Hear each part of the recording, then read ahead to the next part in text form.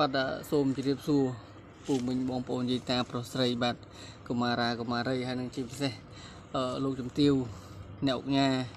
ដែលគាត់ឆ្លាញ់ខាងនិស័យសិល្បៈបទចម្រៀងបាទថ្ងៃនេះគឺខ្ញុំនិពន្ធបទចម្រៀងថ្មីមួយទៀតហើយគឺមានចំណងជើងថាភ្ជុំបិណ្ឌបាទចាំស្ដាប់ទាំងអស់គ្នាបាទបើសិនជាព្រោះមិនព្រោះសូមអធិស្ឋានផងបាទប៉ុន្តែពិតទៅខ្ញុំមិនមែនជាតារាចម្រៀងទេតែខ្ញុំអ្នកនិពន្ធបទចម្រៀងតាំងពីបទសម័យបទឆ្លើយឆ្លង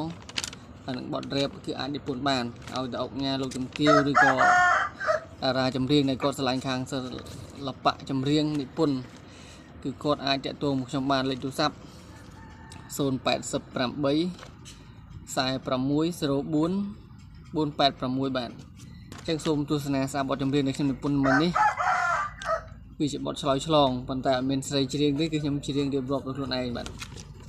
សូមស្ដាប់ទាំងអស់គ្នាបាទបទចម្រៀងថ្មីមានចំណងជើងថាភ្ជុំបិណ្ឌ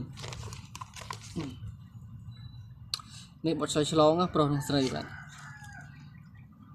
មុនដំបូងគឺបទប្រុសភ្ជុំឆ្នាំនេះអូនទៅវត្តណាជីវ៉ាឲ្យបងសុំទៅផងភ្ជុំឆ្នាំនេះអូនទៅវត្តណាជីវ៉ាឲ្យបងសុំទៅផងនួនអងបានបងទៅជាគ្នា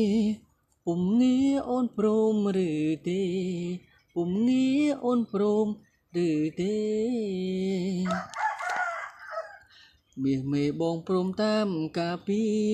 ពុំងារកុំព្រួយឡើយមាសមេបងព្រមតាមការពី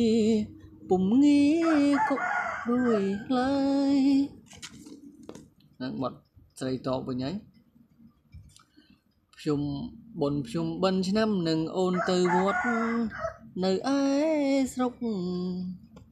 បនភ្ជុំបិណ្ឌឆ្នាំនឹងអូនទៅវត្តនៅឯស្រុកព្រោះពុកម៉ែអូនគាត់នៅចាំវេចង់ហាន់ជូនដល់ដូនតាវេចង់ហាន់ជូនដល់ដូនតាតើរៀមរាទៅភ្ជុំបិណ្ឌនៅស្រុកអូនអត់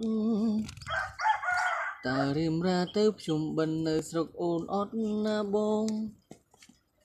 ហ្នឹងគឺបទស្រីសម្រាប់បទប្រុសវិញឆ្លើយឆ្លងទៀតហើយបងព្រមទៅតើឲ្យតែអូន